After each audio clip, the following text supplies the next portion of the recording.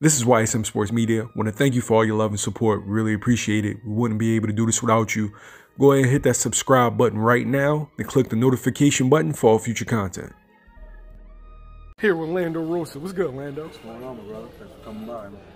Man, I appreciate you, man. What you got going on? Hey, man, you know, just adding the last finishing touches to Atifa Burton's camp. We're back on next Tuesday on the 20th on FX1, PKWY card. Getting Kat started ready for the Olympic trials. You know, she is representing Team Haiti over in Argentina on the 15th of May. Getting a bunch of amateurs ready, beginning the camp for Lando Robinson, Rashid Johnson, and Eric Monroe, June 5th at the 2300 Arena. So, you know, always busy, man, always grinding, just keeping these guys busier. You know, we take pride on staying busier than any other team on. Yo, how you deal with so many balls in the air? Like, well, man, you know, this is what I do, you know, and when you live this and you don't play this, you have the time. You got a time management, man. You know, I have time for everybody. You know, I would never take on more that I can handle. We are just, you know, we make things happen. You know, and as you do it, the more you do it, a lot easier things become. Plus, you know, my guys are guys that are hungry, and guys that you know, also live this. And, you know, when you have fighters like that, they don't got to chase, got to pull into the gym. Things become a lot easier. You know, have the time to, you know, work out their deals, you know, and continue to get them busy. But in order for you guys to stay busy, they always got to stay in the gym and stay busy. You know, stay in shape. now, you manage fighters outside of Philly, outside of the Pivot Boxing Gym, right? Oh yeah, yeah. Now, how do you deal with a fighter that, let's say you think you got a guy in Puerto Rico, right? Yes. How do you maintain that relationship and make sure he's doing what he's supposed to be doing, all the way in Puerto Rico? Well, I have teams. You know, I have what I've built is I have built small pockets of pivot teams all over in Chicago, over in Texas, Puerto Rico, Dominican Republic. You know, a lot of other places. And I have trainers and teams that I trust that are under the pivot banner. So let's say I have a team over in Connecticut right now. I have a kid by the name of Victor Medina, a bantamweight over in Connecticut. You know, I have two trainers out there who train Victor Medina, and anybody that I decide to work with in that area, that's who I send them to. The same thing over in Puerto Rico. You know, Puerto Rico is only 100 miles by 35 miles. You know, you're not too far from anywhere. So once a guy comes to my attention and we decide to work out a deal, that's who I send them with. These are people that I trust. These are people that are, you know, under my direction, and they take care of the gym work, and I take care of the negotiations. Okay. What's the art of the negotiation? Like, is it as difficult as people make it seem to be? Well, it's not. I mean, it all depends who you negotiate with, and the key word for me when it comes to negotiating is the ability to negotiate. You know, I would never even entertain a contract that I have no room for renegotiation. You know, it's modified. Everything is negotiable. You know, and when I bring a guy to a promotional company, I already know what I want.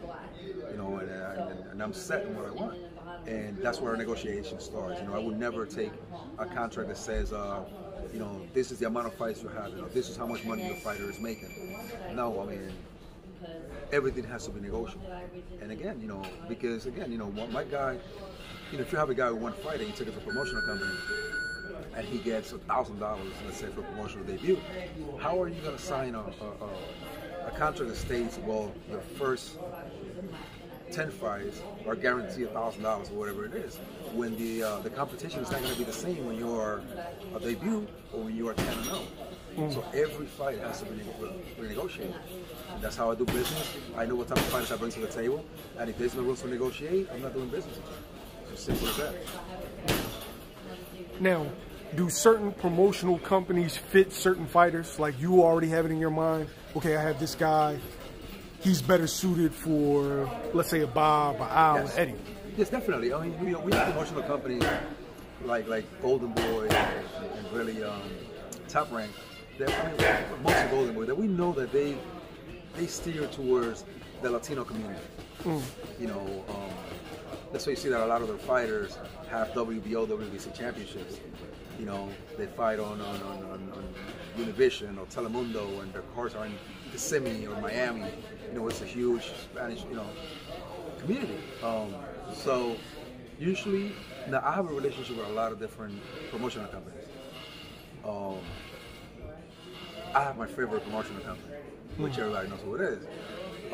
And they always get first shot at my fighters for the simple fact that they gave me my first shot in boxing, and it's all about loyalty. So when a fighter comes to me, you know, I give the first shot to King's Promotion. If King Promotions doesn't want to deal with the guy, don't want to work with the guy, then I will move on to the next one. But that's where loyalty is, for the simple fact that when no one wanted to give me an opportunity, King's Promotions who gave me that first shot. So, you know what I mean? That's where my loyalty is. They have helped me grow in the business. They have connected me with other companies and bigger companies.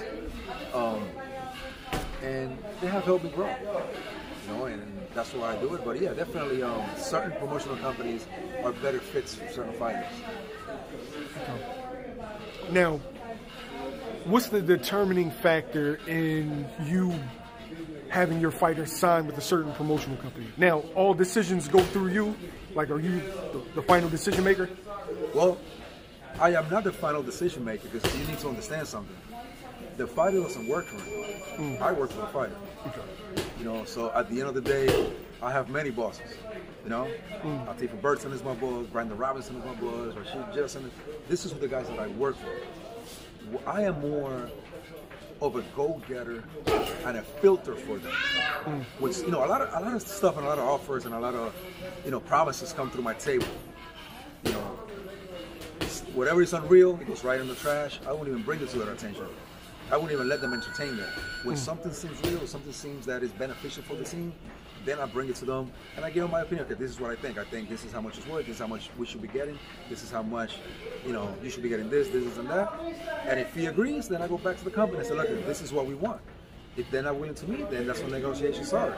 We start negotiating until we get what I believe my guy deserves.